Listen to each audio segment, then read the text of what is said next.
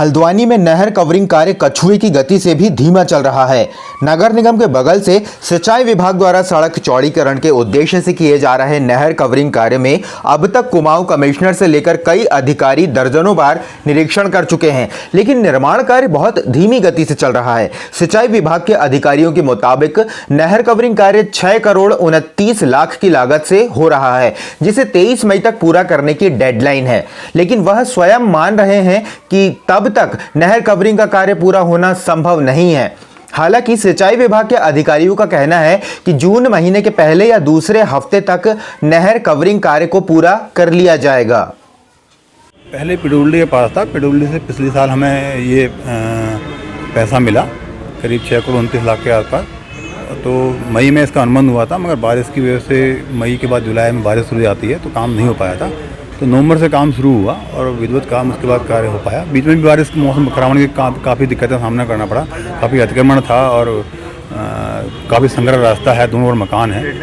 Deadline 23 मई की है, 23 की।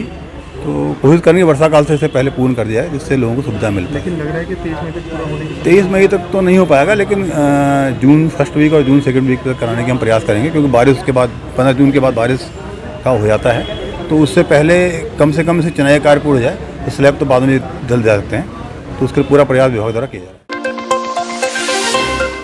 आगामी निकाय चुनाव और 2024 के लोकसभा चुनाव को लेकर कांग्रेस ने तैयारियां तेज कर दी हैं। कांग्रेस के प्रदेश अध्यक्ष करण माहरा खुद ऑनलाइन बैठकों में सभी जिला अध्यक्षों और नगर अध्यक्षों से तैयारियों का फीडबैक ले रहे हैं। वहीं कांग्रेस के प्रदेश उपाध्यक्ष संगठन मथुरा दत्त जोशी ने बताया कि आगामी दिनों में कांग्रेस में बूथ कमेटियों और न्याय पंचायतों के स्तर पर बैठकें प्रस्तावित हैं, जिसमें पार्टी को आगामी चुनाव में किस रूप में कार्य करना है इस ओर दिशा निर्देश दिए जाएंगे।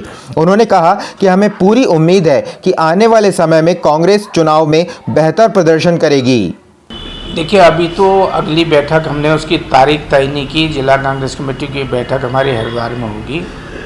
ब्लॉक कांग्रेस कमेटी के अध्यक्षों से माननीय अध्यक्ष जी ने सीधे बात की है और हर महीने जूम के माध्यम से ऑनलाइन अध्यक्ष जी बैठक करेंगे, नगर अध्यक्षों की और ब्लॉक अध्यक्षों की। और इस समय भारतीय जनता पार्टी ने जिस तरीके का तांडव इस प्रदेश में कर रखा है, उनके खिलाफ कांग्रेस बिल्कुल मुखर होकर सड़क तक आंदोलन करने के लिए तैयार है।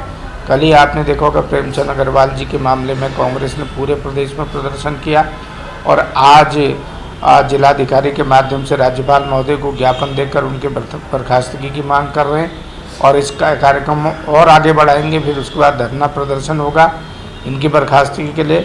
अपने स्तर पर हम बूथ कमेटियों का गठन कर रहे हैं, न्याय पंचायतों का गठन कर रहे हैं, ताकि बूथ स्तर पर कांग्रेस मजबूत हो सके।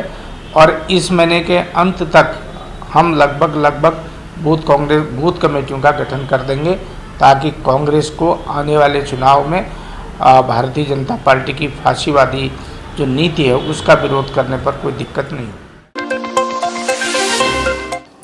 बुद्ध पूर्णिमा यानी भगवान बुद्ध का धरती पर भगवान बुद्ध के रूप में अवतरण का दिन। बुद्ध पूर्णिमा का स्नान तीर्थ नगरी हरिद्वार में कड़ी सुरक्षा व्यवस्था के बीच संपन्न हुआ। सुबह से ही श्रद्धालु लगा रहे मां गंगा में आस्था की डुबकी। इस अवसर पर स्नान करने के लिए दूर दूर से श्रद्धालु धर्मनगरी हरिद्वार में आए हैं। ऐसी मान्यता है कि बुद्ध पूर्णिमा पर गंगा स्नान करने से, गंगा की पूजा अर्चना करने से असीम पुण्य लाभ मिलता है। बुद्ध पूर्णिमा के मौके पर गंगा स्नान करने के लिए श्रद्धालुओं का हर की पौड़ी पहुंचना शुरू है।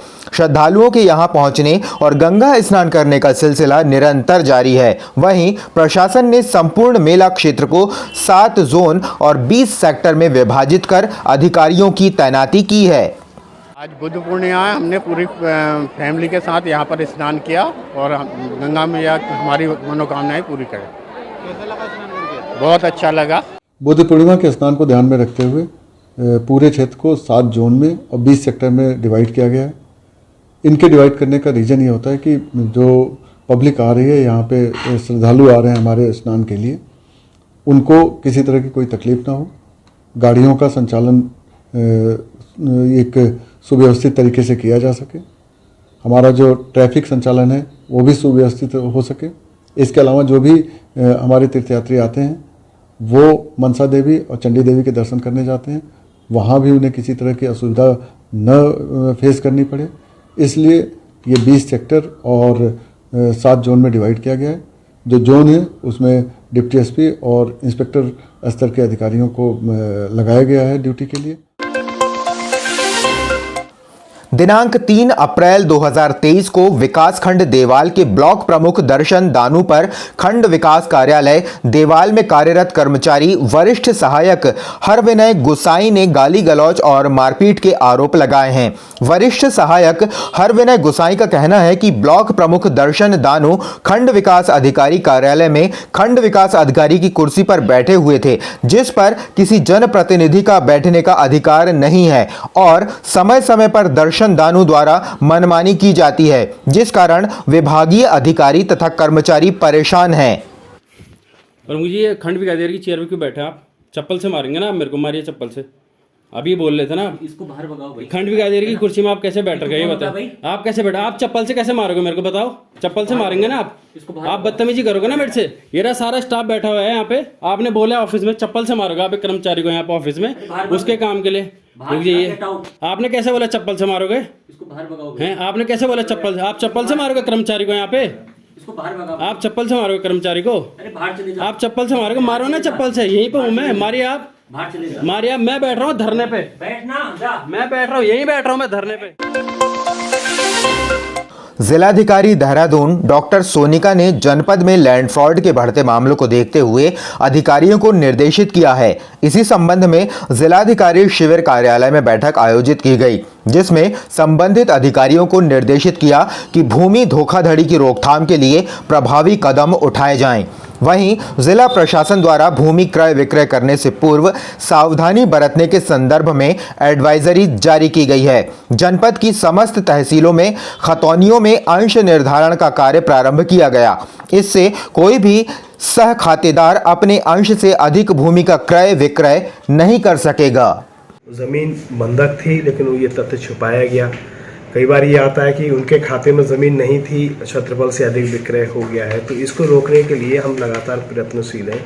इसके लिए ये व्यवस्था की गई कि जो 12 साल में जितने ट्रांजैक्शन हुए हैं उसको कंपलसरी है अपनी खतौनी में लिखना कि ये ज़मीन कहाँ से आई है, ताकि फ्रॉड ना हो, बंधक संपत्ति ना बिके। इसके लिए sarsaid.org.in से नील सर्च रिपोर्ट लेके आनी पड़ेगी, ये ज़मीन कहीं बंधक नहीं है, और खाते से अधिक बिक्री ना हो। इसके लिए हम खतौनियों में अंश निर्धारण कर रहे हैं, ताकि कोई भी व्यक्ति अपने खाते से अधिक, अपने शेयर से अधिक कोई भी ज़मीन का क्रय विक्रय ना कर सके। इस और अगले कुछ समय में हम आगे बढ़ रहे हैं कि ये सारी प्रोसेस हम बायोमेट्रिक ऑथेंटिकेशन के माध्यम से करेंगे, तो जो इम्पर्सोनेशन होता है उसकी भी गुंजाइश खत्म हो जाएगी।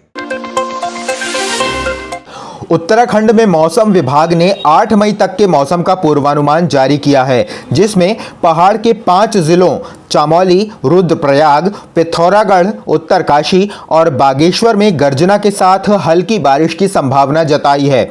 अन्य जिलों में मौसम साफ रहने की उम्मीद है। उधर 7 मई को प्रदेश भर में कहीं कहीं आकाशीय बिजली चमकने, ओलावृष्टि और 40 किलोमीटर प्रति घंटा की रफ्तार से आंधी चलने की संभावना है। बारिश रुकने के बाद प्रदेश का तापमान बढ़ा है। दून में अधिकतम तापमान सामान्य से 6 डिग्री कम 28.6, पंतनगर में सामान्य से 6 डिग्री कम 30, नई टिहरी में 7 डिग्री कम 19.3 डिग्री दर्ज किया गया है।